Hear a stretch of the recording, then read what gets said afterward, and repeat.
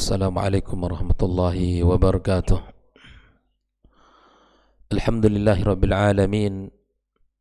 Wassalatu wassalamu ala nabiyyina al-mursalin wa ala alihi at-tayyibin wa ashabihi al-ghuril mayamin wa man tabi'ahum bi ihsanin ila yaumiddin. Ashhadu an la ilaha illallah wahdahu la sharika lah waliyus salihin wa khaliqul khalqi ajma'in. وأشهد أن محمدا عبده ورسوله النبي الأمين. قال تعالى يا أيها الذين آمنوا اتقوا الله حق تقاته ولا تموتن إلا وأنتم مسلمون. اللهم إنا نسألك علما نافعا ورزقا طيبا وعملا متقبلا.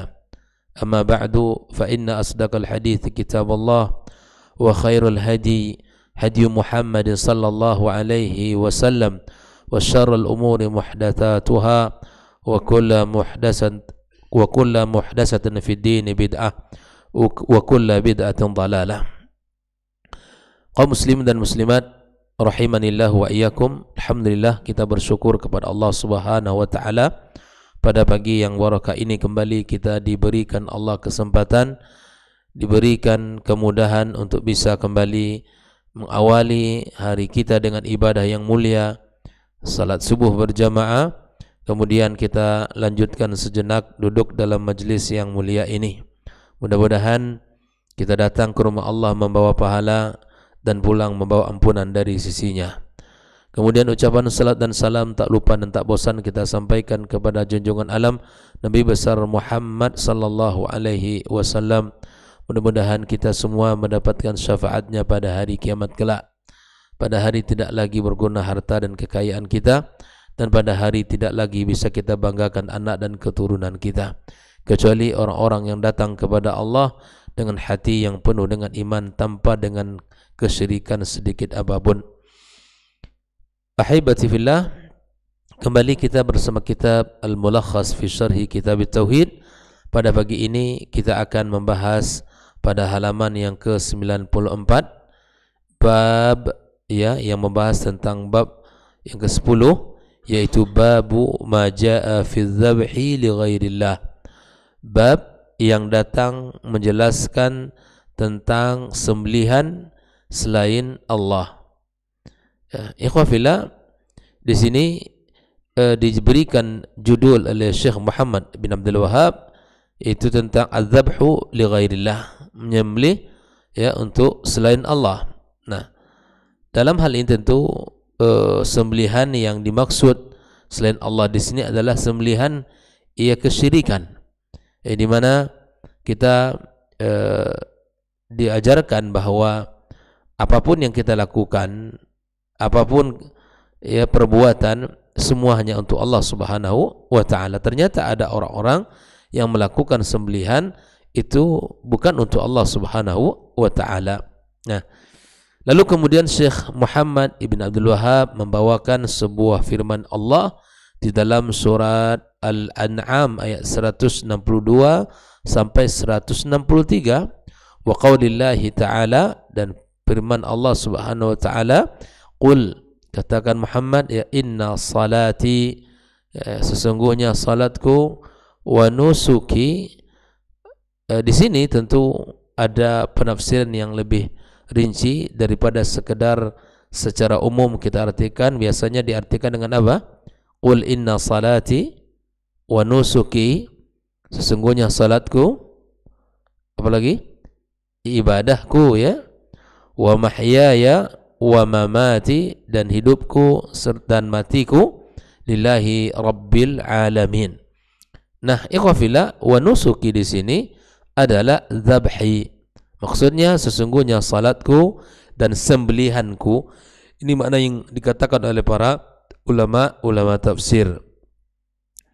Sesungguhnya salatku, sembelihanku, hidupku dan matiku hanya untuk Allah semata, Rabb sekalian alam. La syarikalah, tidak ada syarikat bagi Allah. Wa bidzalika umirtu wa ana awwalul muslimin, dan dengan itulah aku diperintahkan dan saya adalah orang yang pertama menjadi muslim. Naam. Mari kita lihat bagaimana Syekh Shalih Al Fauzan menjelaskan ayat yang barusan kita baca.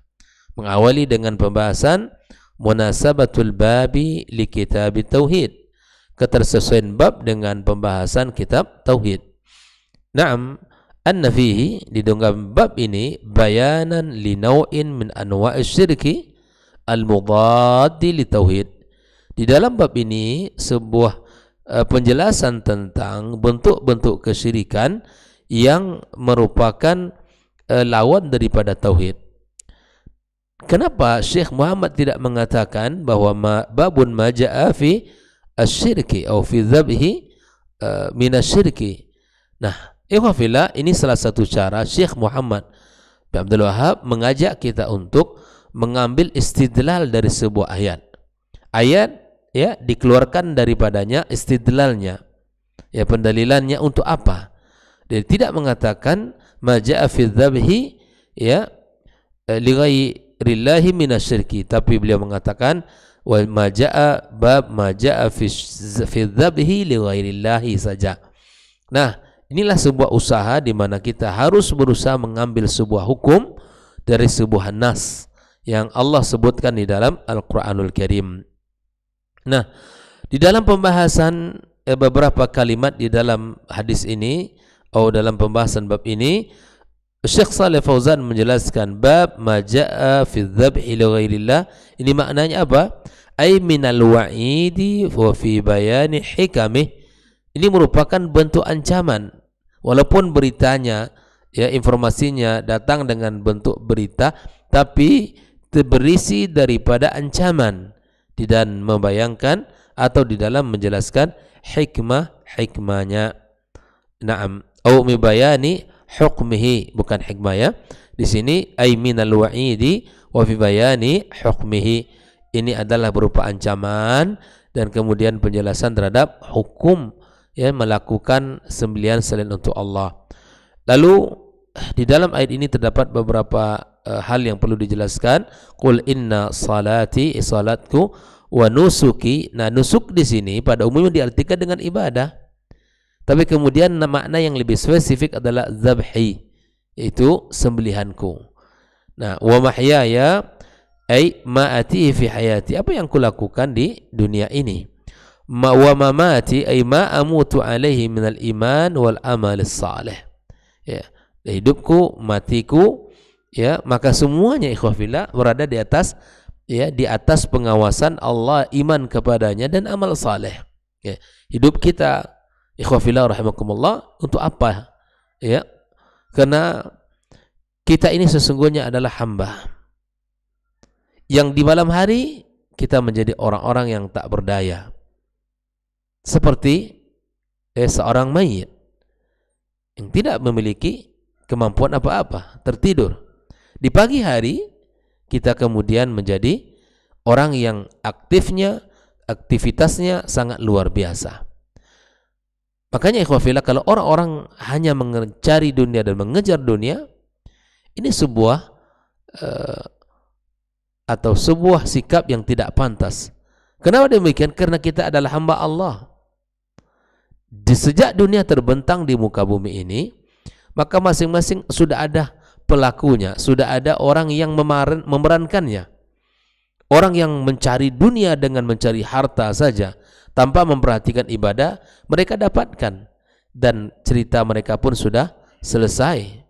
Mereka orang-orang yang hidup dengan kekayaan, dengan kemewahan, tapi semua itu ditinggalkan di dunia, tidak dibawa.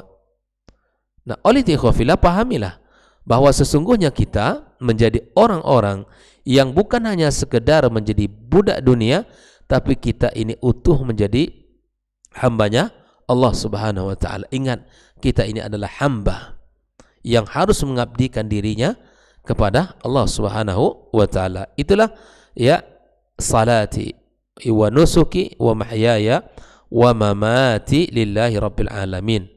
Nah, wa bidzalika umirtu, artinya ay amarani rabbi bil ikhlasi fil ibadah. Rabbku menyuruhku untuk ikhlas dalam beribadah. Ini makna wa bidzalika umirtu. Dan dengan keikhlasan itulah aku diperintahkan Allah untuk beribadah kepadanya. Ya, awwalul muslimin, awal ma yamtathilu min hadhil ummah. Itu orang yang paling pertama ya melakukan perintah-perintah, ya perintah dalam agama ini. Artinya adalah termasuk orang yang awalul muslimin, awal man yamtathilu min hadhil ummah. Dia orang yang paling pertama ya menunjukkan bahwa dia orang pertama dalam melaksanakan ibadah dan perintah-perintah. Ikhwafillah, lalu Syekh Shalih Fauzan menjelaskan al-ma'na al-ijmali lil-ayah. Apa makna global dari ayat ini? Ya'munullahu subhanahu wa ta'ala nabiyahu ayyakula lil musyrikin. Allah subhanahu wa ta'ala menyuruh nabinya untuk berkata kepada kaum musyrikin, alladzina ya'buduna ghairallah wa yadhbahunahu li ghairih, yang mana mereka ini adalah orang-orang yang menyembah selain Allah, wa yadhbahuna li ghairih, dan menyembelih pun selain untuk Allah. Maka Allah katakan, ya, nabinya Allah katakan, ya, dan Allah perintahkan kepada nabinya untuk mengatakan itu kepada kaum musyrikin, bahwa sesungguhnya ya yang kalian sembah selain Allah, yang kalian potong hewan ternak kalian selain untuk Allah, maka katakan kepada mereka ini, kata Allah, inni ukhlisu lillahi salati wa dhabhi wa ma ahya wa ma amutu alaihi minal iman wal amalis salih. Bahwa katakan kepada mereka, kata Allah, sesungguhnya salatku, ya, kemudian sembelihanku. Berarti kan itu. Makanya salat jelas ibadah, sembelihan ibadah. Maka tidak boleh itu selain untuk Allah Subhanahu wa taala. Banyak orang yang menyembelih hari ini bukan untuk Allah, untuk yang ada apa? Penunggu hutan, penunggu laut, penunggu sungai, penunggu lembah, dan seterusnya. Untuk apa itu disembelih? Bukan untuk Allah Subhanahu wa taala. Maka ini berbahaya. Katakanlah, sesungguhnya aku mengikhlaskan salatku, sembelihanku, dan hidupku, matiku, dan adalah di atas dasar iman dan amal saleh. Asrifu kulli dzalika lahu wahda, aku lakukan itu semua untuk Allah semata, ya, la usyriku bihi ahadan, aku tidak mensyirikkan Allah dengan satu apapun, aqsama antum alaihi minasyirki bihi, ya, berbeda dengan kondisi kalian yang berada dalam kesyirikan. Nah, Allah menyuruh nabinya untuk mengatakan kepada orang musyrikin bahwa apa yang mereka sembah selain Allah, apa yang mereka sembelih selain untuk Allah, maka aku Muhammad adalah orang yang mengikhlaskan ibadahnya, sembelihannya, hidup dan matinya untuk Allah Subhanahu wa taala semata. Dan kalian adalah orang-orang yang mensyirikkan Allah Subhanahu wa taala. Nah, inilah makna ijmali lil ayah. Adapun munasabatul ayat, al-ayati lil bab, adapun ketersesuaian ayat dengan bab ini, annaha tadullu ala anna az-zabha li ghairillahi syirkun, menunjukkan bahwa ayat ini, ya, dengan pemahamannya bahwa yang melakukan sembelihan selain untuk Allah itu artinya melakukan kesyirikan. Jelas ya, yang melakukan sembelihan selain untuk Allah adalah perbuatan syirik, ya. Lalu apa yang bisa kita ambil dari faedah ayat yang barusan kita baca? Yang pertama, anna zabha li ghairillahi syirkun akbar. Sembelihan selain untuk Allah merupakan syirik besar. Li'annahu qaranahu bis salati, karena Allah, ya, selalu perintahkan atau selalu sandingkan antara az-zabah dengan salat, ya, sering digandengkan antara itu. Fakama anna man shalla li ghairillah, barang siapa yang salat selain untuk Allah, faqad asyrak, maka sungguh dia telah melakukan kesyirikan. Ya, seperti dia salat kepada berhala, salat kepada Lata, Uzza, Manat, ya, dan seterusnya, atau salat ke makam ini dan terusnya. Ini adalah perbuatan-perbuatan yang tercela. Kama anna man shalla li ghairillah faqad asyraka fakadzalika man dzabaha li ghairihi faqad asyrak, ya. Barang siapa yang salat selain untuk Allah maka telah melakukan kesyirikan. Begitupun yang sembelihan selain untuk Allah, sungguhnya dia telah melakukan kesyirikan pula. Jadi di situ, ya, letak istidlalnya yang disampaikan oleh Syekh Muhammad bin Abdul Wahhab. Naam. Kemudian anna salata wa zabha min a'zamil ibadat. Sesungguhnya salat, sembelihan adalah ibadah yang agung kedudukannya dalam Islam. Nabi SAW telah mengatakan, awwalu ma yuhasabu bil abdu yaumal qiyamati as-salah. Ya kan begitu. Lihat, agungnya salat itu karena akhirnya Allah jadikan dia sebagai penentu terhadap seluruh amal yang lain. Padahal rukun Islam banyak kan? Selain salat ada puasa, ada zakat, ada haji. Tapi ketika salat ini kita lakukan dengan maksimal, dengan penuh kekhusyuan, maka kemudian Allah Subhanahu wa taala yang kemudian memberikan sebuah kemuliaan kepadanya. Sebagaimana dijelaskan dalam poin kedua, annas salata, sesungguhnya salat. Dan tidak semua orang mampu melihat salat itu sebuah amal yang besar, dan bersyukurlah bagi orang yang telah Allah berikan di hatinya kecintaan terhadap salat.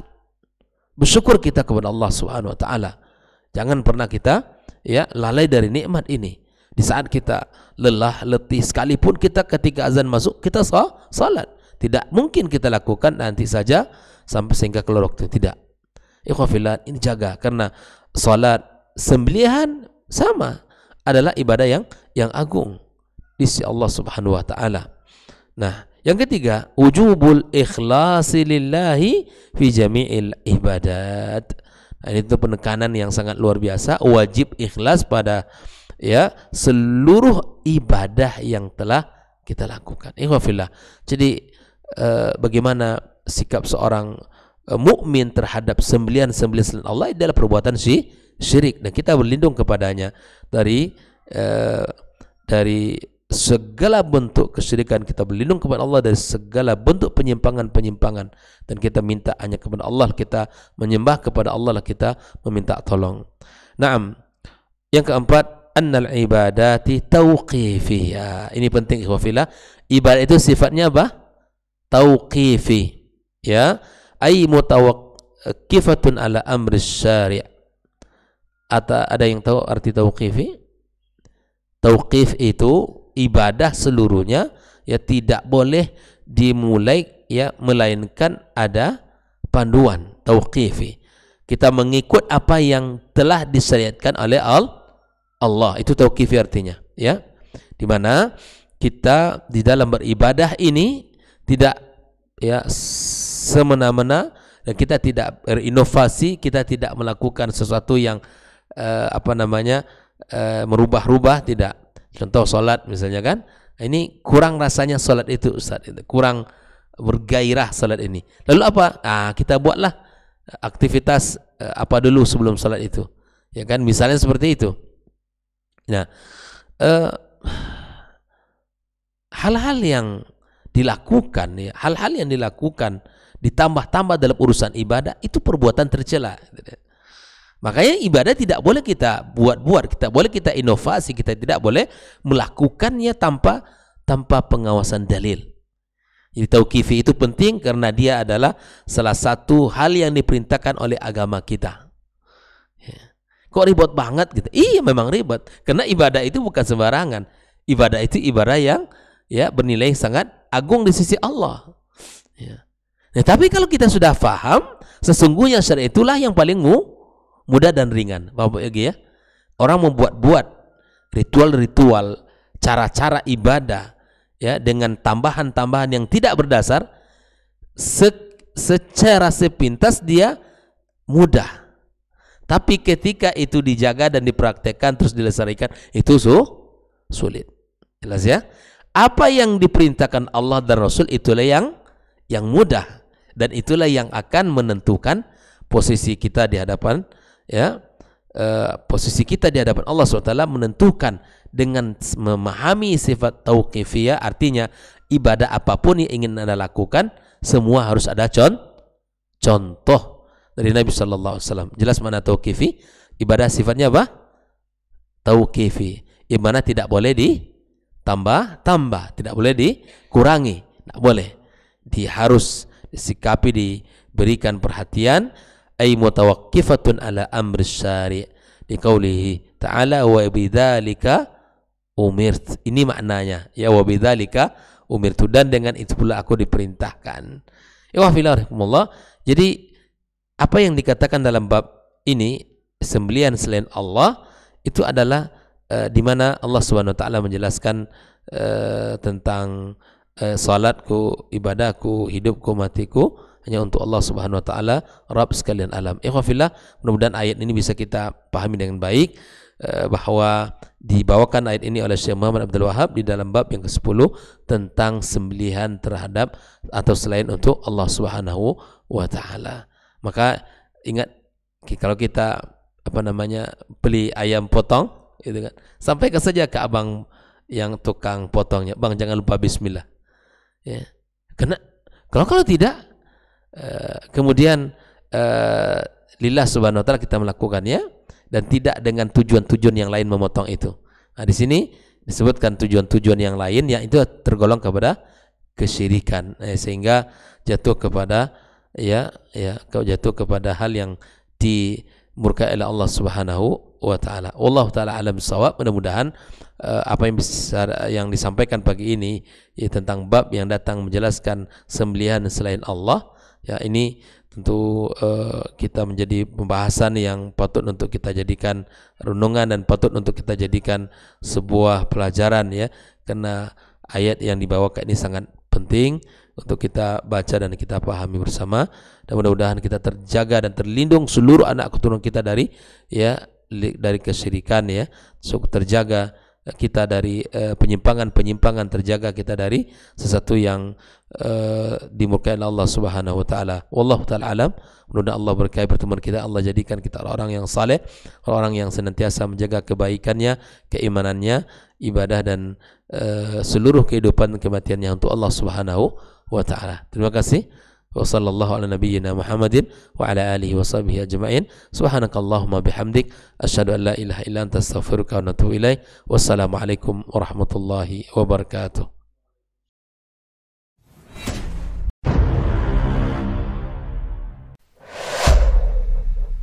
Dunia dan seisinya ini bagi Allah tak sama nilainya dengan sebelah sayap lalat. Barang siapa yang beramal untuk akhiratnya, Allah akan cukupkan baginya urusan dunia.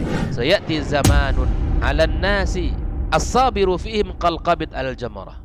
Akan ada satu masa di akhir zaman yang berpegang teguh dengan agamanya seperti orang yang sedang memegang bara